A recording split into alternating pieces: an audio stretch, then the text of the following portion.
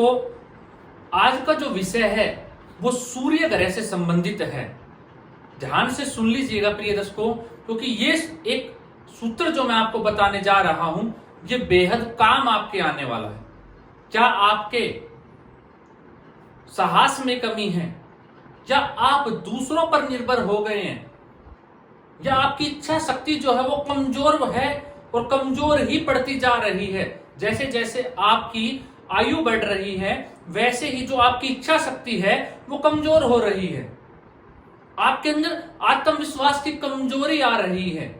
आप दूसरों के सामने जाने से डरते हैं, या अगर आपके सामने कोई दो व्यक्ति भी बैठा दिए जाएं और उनको आपको खड़ा होकर कुछ बोलना हो तो आप उस बोलने में आपको हेजिटेशन है, या आप मानसिक रूप से परेशान होते जा रहे हैं। इन सब के पीछे सूर्य ग्रह ही कारण होते हैं प्रिय दर्शकों।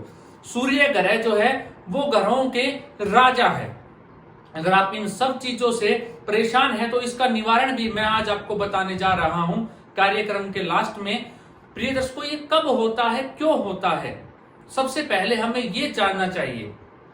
आप अपनी कुंडली खोल लीजिए और ये देखिए कि आपकी कुंडली के अंदर, क्योंकि सूर्य ही एक ऐसा ग्रह है जो नैसर्गिक बलि ग्रह होता है। अगर हम सूर्य ग्रह को बलि कर लेंगे अपनी कुंडली के अंदर तो तमाम जो दिखते हैं हमारे जीवन के अंदर लगभग वो ठीक हो जाती है। सूर्य ग्रह को बलि करने से सभी ग्रह अच्छा फल देना प्रारंभ कर देते हैं।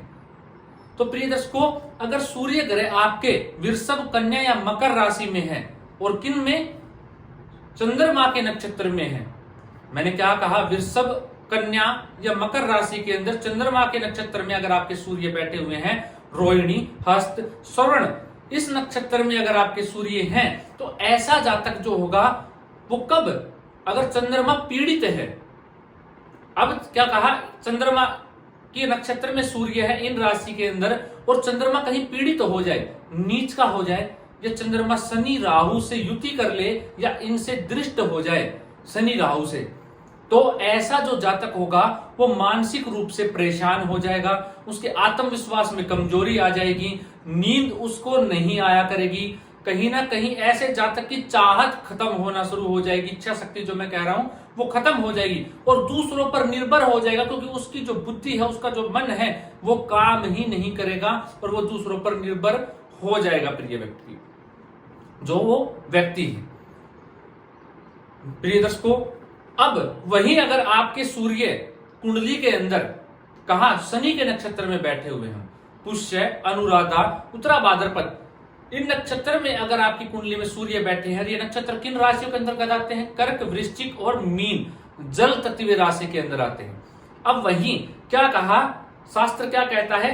सूर्य शनि के नक्षत्र में हो और शनि ग्रह जो है राहु के साथ युति कर ले, या नीच का हो जाए शनि ग्रह, या राहु से दृष्ट हो जाए, पीड़ित हो जाए, या क्या कहा, अथवा सूर्य के साथ जाके बैठ जाए, साथ बैठ जाए सूर्य के शनि और अस्त हो जाए, सूर्य के साथ बैठ जाए एक ही राशि में, एक ही नक्षत्र में और अस्त हो जाए, तो भी जातक जो है वो दीर्घकालिक रोग ऐसे जातक के साथ हो जाता है और वो रोग जो है वो उसका पीछा नहीं छोड़ता है।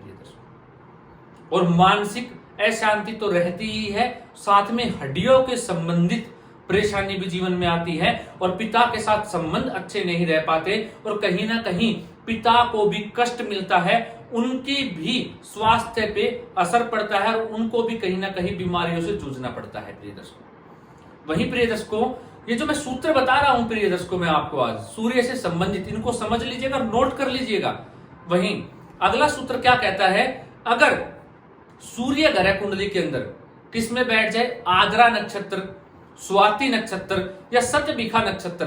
अभी जो 3 नक्षत्र है ये आते हैं मिथुन राशि के अंतर्गत आता है आद्रा, स्वाति तुला के अंतर्गत आता है और शतभिखा कुंभ राशि के अंतर्गत आता है। अभी राहु के नक्षत्र है।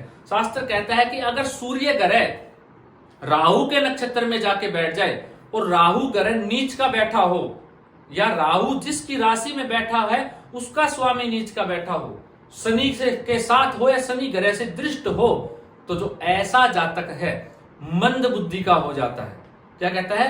मंद बुद्धि का ऐसा जातक हो जाता है, निर्णय लेने में हमेशा डरेगा, उसके अंदर सामने आने की इच्छा शक्ति खत्म हो जाती है, पीछे ही रहना ऐसा जातक पसंद करता है। जब भी राहु की दृष्टि सूर्य पे पड़े या राहु के नक्षत्र में सूर्य ग्रह जाके बैठ जाए, राहु पीड़ित हो जाए, आप याद रख लीजिए प्रिय दर्शकों, ऐसा जातक सामने आने पे बहुत ज्यादा उसको घबराहट हो जाती है और वो सामने अपने आप को प्रस्तुत ही नहीं कर पाएगा और कहीं ना कहीं उसकी मंद बुद्धि हो जाती है और मानसिक रूप से तो निरंतर ऐसा जातक परेशान रहता है। और जो उसकी आत्मा है, जो आत्मा है, वो ऐसे जूझती रहती है अंदर ही अंदर कि मैं क्या कर दूं, लेकिन वो फिर भी कुछ कर नहीं पाता है और कहीं ना कहीं जीवन में इसी के चलते वो अपने जीवन में कई गलत डिसीजन अपने जीवन में लेता है और उसका परिणाम भी ऐसे जातक को भुगतना पड़ता है। प्रिय दर्शकों, अगर यही स्थिति आपकी कुंडली में बनी हुई है, इन्हीं राशियों के अंदर जो मैंने बताया, इन्हीं नक्षत्रों में सूर्य, शनि, राहु के नक्षत्र में सूर्य हैं और वो ग्रह पीड़ित हैं, तो आप ये उपाय अवश्य कीजिएगा। क्या उपाय करना है? 5 पीपल वृक्ष के पत्ते लीजिएगा और उनके ऊपर राम राम लिखिएगा और राम राम लिख के उनको शिवलिंग पे अर्पित कीजिएगा, शिवलिंग पे चढ़ाइएगा। किस दिन प्रिय दर्शकों? संडे के दिन कीजिए तो भी आपको लाभ मिलेगा। दूसरा प्रिय दर्शकों, आप नमः शिवाय का रोजाना शिव मंदिर में बैठ के 3 माला या 5 माला नित्य जप कीजिए, इससे भी आपका सूर्य ठीक होगा। सूर्य ग्रह को जल दीजिए, कैसा? गुड़ मिला के और उसके अंदर थोड़ी हल्दी डाल के सूर्य भगवान को जल दीजिए, तो भी सूर्य ग्रह आपका मजबूत हो जाएगा, सूर्य के अंदर बल आना शुरू होगा। नित्य गुड़ का सेवन कीजिए रात्रि के समय और गुड़ खाने के पश्चात कम से कम आधा घंटा पानी मत पीजिएगा या कुछ मत खाइएगा। गुड़ का सेवन रात्रि में सोने से पहले अवश्य कीजिए, तो भी सूर्य मजबूत होगा। शहद का उपयोग, थोड़ा पानी के अंदर थोड़ा सा शहद डाल के स्नान कीजिए, तो भी आपका सूर्य मजबूत होना शुरू हो जाएगा प्रिय दर्शकों। और वहीं अपनी कुंडली खोलिए और देखिए सूर्य किस राशि में बैठा है। मान लीजिए वृषभ में रोहिणी नक्षत्र आता है, तो वृषभ राशि में बैठा है, तो 2 किलो गुड़ संडे के दिन, रविवार के दिन गाय को खिला के आइए, तो ये देखिए किस राशि में आपका सूर्य ग्रह बैठा है। अगर आपको खराब फल दे रहा है तो उतना ही किलो गुड़ लेके गौशाला में जाइए और गाय को खिला के आइए और वहीं खड़े रहिएगा। ये नहीं खिलाया और चल दिए, वहीं खड़े रहिएगा जब तक वो खा ना ले और उनके सर पे और उनकी पूंछ को सहलाइएगा। इससे भी सूर्य ग्रह श्रेष्ठ परिणाम देते हैं और अच्छा फल आपको देखने को मिलेगा।